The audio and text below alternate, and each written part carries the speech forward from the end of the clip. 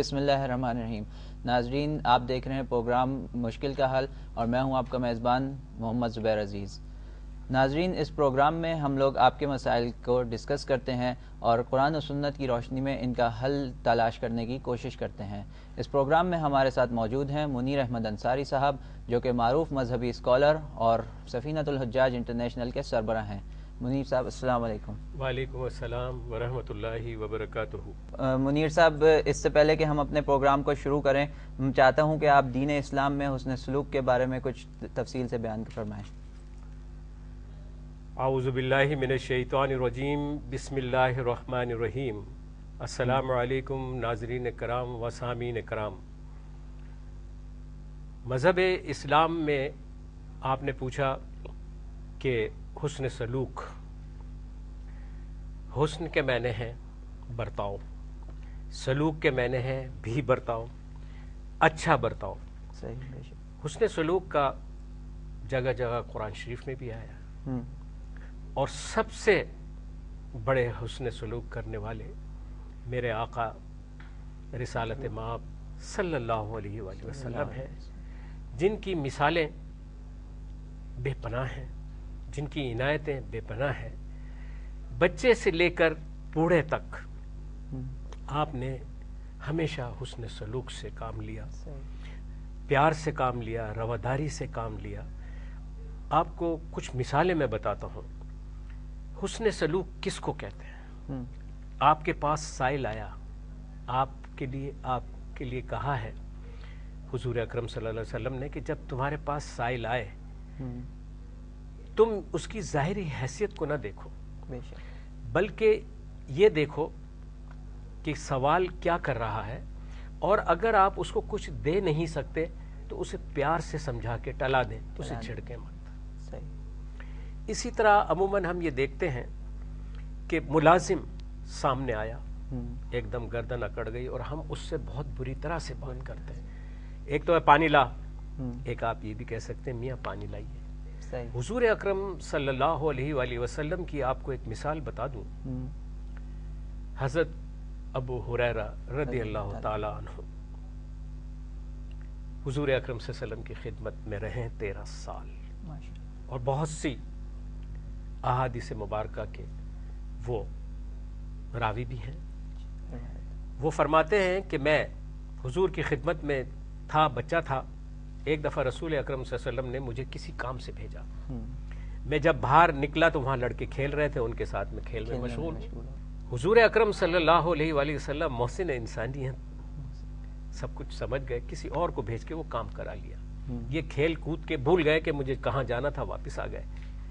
اور کیونکہ حضور اکرم صلی اللہ علیہ وآلہ وسلم کا گھر کا دروازہ جو ہے اس میں مسجد حرام سے، یعنی رسول اکرم صلی اللہ علیہ وسلم کی مسجد نبی صلی اللہ علیہ وسلم سے ہو کر جاتا تھا. تو آپ رسول اکرم صلی اللہ علیہ وسلم مسجد میں تشریف فرماتے ہیں، یہ سامنے سے گزرے، ذرا سے شرمندہ تھے. حضور اکرم صلی اللہ علیہ وسلم نے تبسم فرمایا، مسکرا کے دیکھا، وہ اندر چلے گئے. اسی طرح ایک دفعہ ایک بچے سے کوئی گلاس ٹوٹ گیا، تو ہماری ماں حضرت ام المومنین عائشہ صدیقہ رضی اللہ تعالی عنہا اس پہ ناراض ہونے لگی. حضور نے کیا فرمایا؟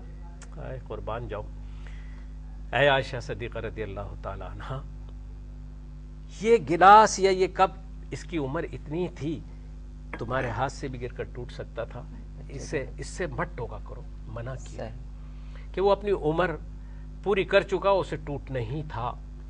یعنی کیا ہے؟ اسی طرح ہمارے ہاں انصاف کرنے والوں کے لیے واضح طور پر آیا کہ اے انصاف کرنے والوں، لوگوں کے ساتھ انصاف کیا کرو، اور جو سائل ہیں، تم سے انصاف لینے آئے ہیں، ان کے ساتھ حسن سلوک کا برتاؤ کیا کرو. یہاں احسان جو کہا ہے، عدل والاحسان، ان کے ساتھ حسن سلوک سے پیش آؤ.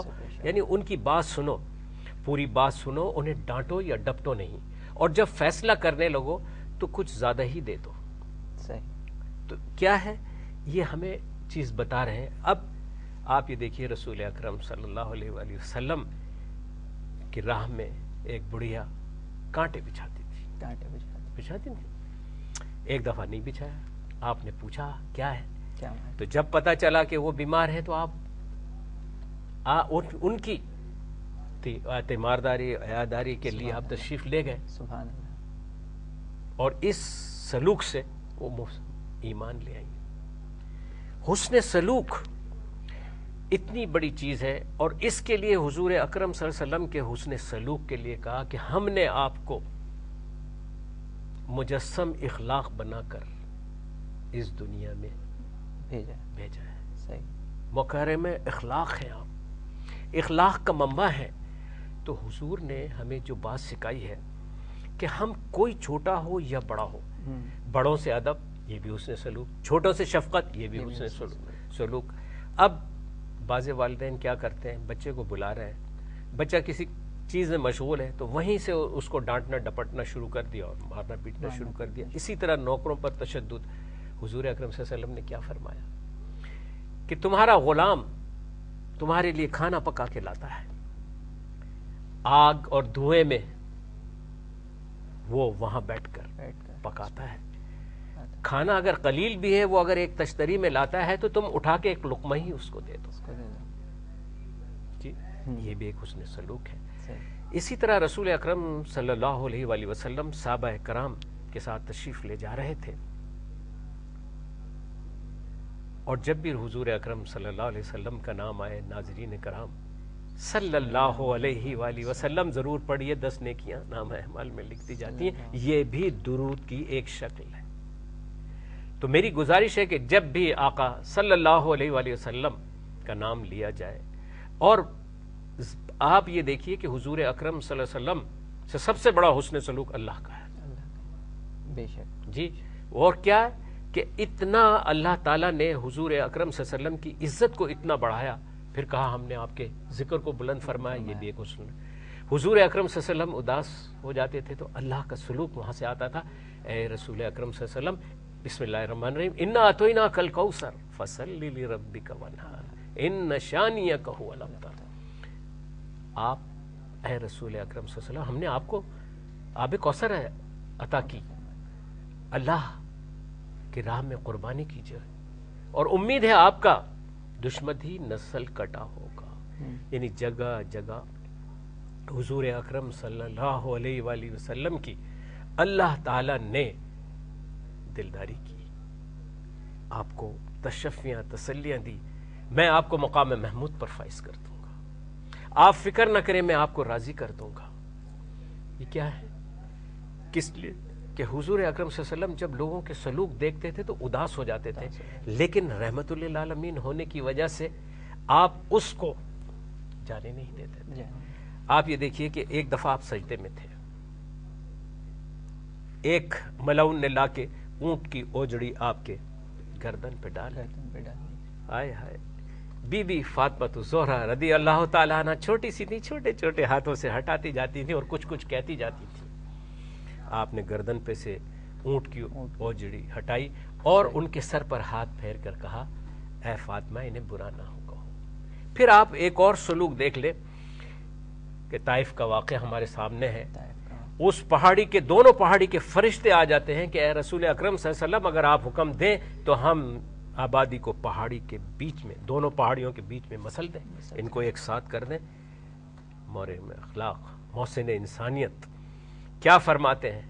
نہیں، لہولہان ہے، بدلہ لے سکتے تھے. بدلہ لینے سے بہتر ہے کہ تم اسے معاف کر دو. یہ بھی ایک حسن سلوک کی ایک. حضور نے کیا دعا کی؟ اے اللہ اگر یہ ایمان نہیں لاتے تو ان کی اولاد تو ایمان لائے گی، میں انہیں معاف کرتا ہوں. اسی طرح آپ یہ دیکھیے کہ کہیں بھی کوئی اعتراض ہوتا تھا اسے آپ کوشش کرتے تھے کہ اسے دور کر دیا جائے. تشفی اور تسلی جنگ احد میں. آپ یہ دیکھیے کہ جنگ آپ کبھی پہلے شروع نہیں فرماتے تھے. ایک اور حسن سلوک کی سب سے بڑی مثال میں بتاتا ہوں. دشمن اسلام کفار مکہ نے کیا کیا نہیں میرے آقا پر ظلم توڑے صلی اللہ علیہ وسلم. بے شک. مدینہ مکہ معظمہ میں قحط پڑتا ہے، مشرکین سے بھرا ہوا ہے، اور فتح مکہ نہیں ہوئی تھی، آپ نے گندم کا انتظام کیا، کھانے پینے کی چیزوں کا انتظام کیا اور اونٹوں پہ لاد کے مکہ معظمہ میں بھیج دیا ان مشرکین کو جو راہ میں روڑے اٹکاتے تھے، اوجڑیاں ڈالتے تھے، پتھر مارتے تھے اور کانٹے بچھاتے تھے، ان کے لیے تحفہ جا رہا ہے۔ یہ عظیم الشان مثال ہے، اس کی مثال ہی نہیں بنتی۔ اور پھر سب سے بڑا حسن سلوک فتح مکہ کے وقت تھا، جب مکہ معظمہ فتح کر لیا۔ ہندا کہتی ہیں کہ میں نے جھروک میں سے دیکھا تو میں یہ سمجھا کہ فتح کا جشن منایا جا رہا ہوگا، خم پہ خم لٹ رہے ہوں گے، ڈانس ہو رہا ہوگا، تو دیکھا کہ حضور اکرم صلی اللہ علیہ وسلم تمام صحابہ کرام کے ساتھ سجدے میں پڑے ہوئے اللہ کا شکر ادا کر رہے تھے۔ اور پھر آپ نے فرمایا جو اپنے گھروں کا دروازہ بند کر لے گا اس پر بھی اس کو بھی کوئی کچھ نہیں کہا جائے گا۔ اور پھر سب سے بڑا دشمن ان کا بیٹا ابو سفیان کے گھر میں بھی پناہ لے لے گا، اسے بھی کچھ نہیں کہا جائے گا۔ حالانکہ ہندا نے اپنے شوہر کو بہت برا بھلا کہا، لیکن جب حسن سلوک دیکھا تو فوراً ایمان لے آئی۔ لیکن حضور اکرم صلی اللہ علیہ وسلم کے دل میں اپنے چچا، جن کا انہوں نے بہت ظلم کیا تھا، سامنے دیکھ کر آپ نے کہا پہلے تو اپنے ہاتھوں پہ مہندی لگاؤ، یہ مردوں کے سے ہاتھ مجھے پسند نہیں ہے۔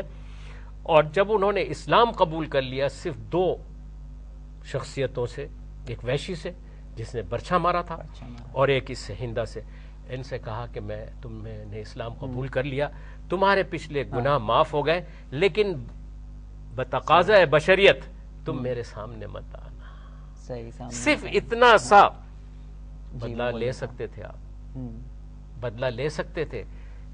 چچا حضرت عباس آئے، یعنی خود اپنے ہاتھ سے پانی پلا رہے ہیں۔ وہ دشمن جو گرفتار ہو گئے 72، ان کے لیے سفارش کر رہے ہیں۔ تو یہ حسن سلوک ایک بہت بڑا اسلام کی بنیادی اسی پر ہے۔ اس حسن سلوک کے ساتھ رواداری ہے، میانہ روی ہے، ہر جگہ ہے کہ تم میانہ روی اختیار کرو، ایک دوسرے سے حسن سلوک سے پیش آؤ۔ تمہارا پڑوسی، یعنی اتنی بعض دفعہ حکم آتے رہے کہ حضور اکرم صلی اللہ علیہ وسلم نے پڑوسیوں کے حق کے بارے میں کہا کہ مجھے آئندہ یہ خدشہ ہونے لگا تھا کہ کہیں ایسا نہ ہو کہ پڑوسی بھی شریک ہو جائے ترکے میں۔ تو عزیزان گرامی اور میرے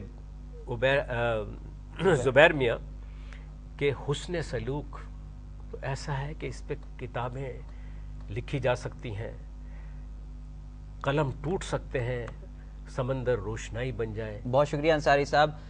ناظرین، آپ دیکھ رہے ہیں پروگرام مشکل کا حل۔ ملتے ہیں بریک کے بعد۔